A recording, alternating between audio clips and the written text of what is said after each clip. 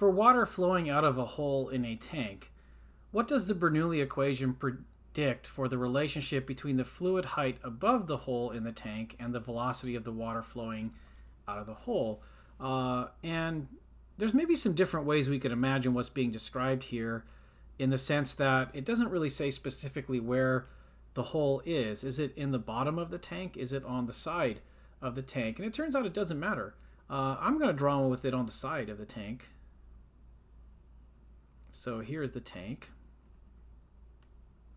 And maybe instead of a hole, because the hole is hard to draw, I'm just going to say let there be like a little spigot here. Maybe it's like a little pipe. Okay. And that represents the hole. And I'd like to draw on the water here as well. So I'm going to kind of draw and make it a little bit wavy here to look like water. But we're going to still imagine there being a horizontal line there that represents the fluid height in a sense. And I'd like to apply the Bernoulli equation to this. And the way I think about this particular situation is there could be a wide range of flow lines that start somewhere near the top and wind up going out through this hole here. And and that's where the water in a sense is basically coming out with some velocity, and then depending on if there's a sitting on a table, maybe it's going out some distance before it hits the ground.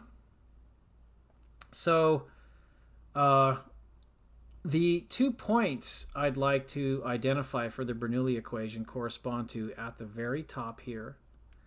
Maybe I'll make that point 1, and then right where it comes out, I'll make that point 2. And for those 2 points, the pressure would basically be whatever the atmospheric pressure is that this is occurring in. So we don't need to know what that is. I mean, if it's on Earth, we could know approximately what that is, depending on what the local barometric pressure is. But either way, we can say that P1 is equal to P2.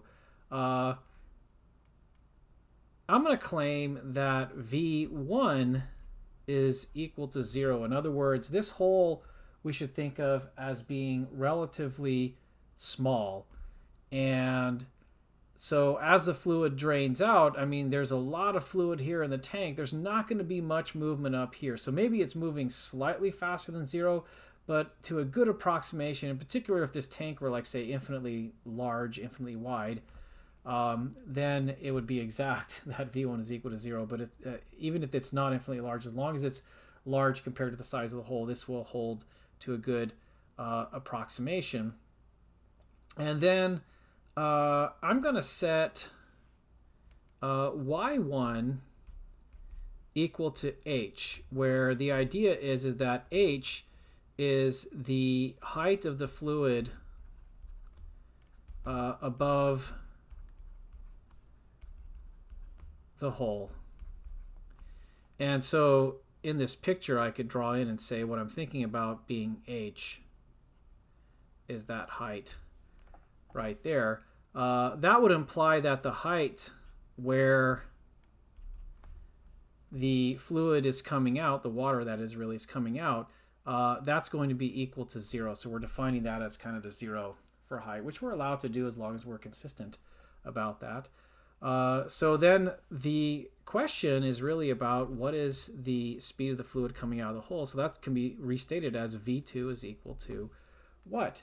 And now I can go ahead and write a version of the Bernoulli equation for this. Well, since P1 and P2 are equal, those we won't need. We can just cross those out. And since V1 is equal to 0, we'll be able to cross out this whole term as well. And since y2 is equal to 0, we'll be able to cross out that term. So that means we'll get rho g, and y1 we said is h. So I'm going to say h for the remaining term that's on the left in the Bernoulli equation up there. And then on the other side, we'll write 1/2 rho. And I'm going to just call this v, actually. I mean, I could call it v2. No, let's call it v2, I guess.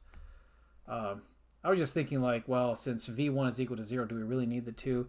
Either way, v2 is what we're going to solve for, and if we want to get rid of the 2 later, we could do that if we like. So now seeing that the density can be canceled out, we can get rid of that, and we can isolate v2 squared by multiplying by 2 on both sides, and then that suggests that v2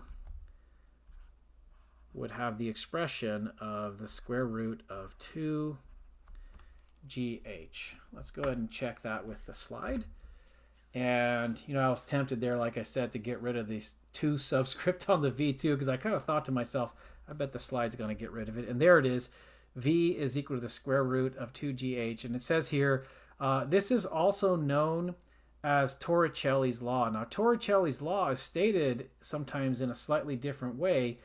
It actually says that the speed that the fluid would come out of the hole here, the incompressible fluid, water in this case, is actually going to be equal to the speed at which an object that was dropped from rest through the same height would be traveling at due to its own free fall.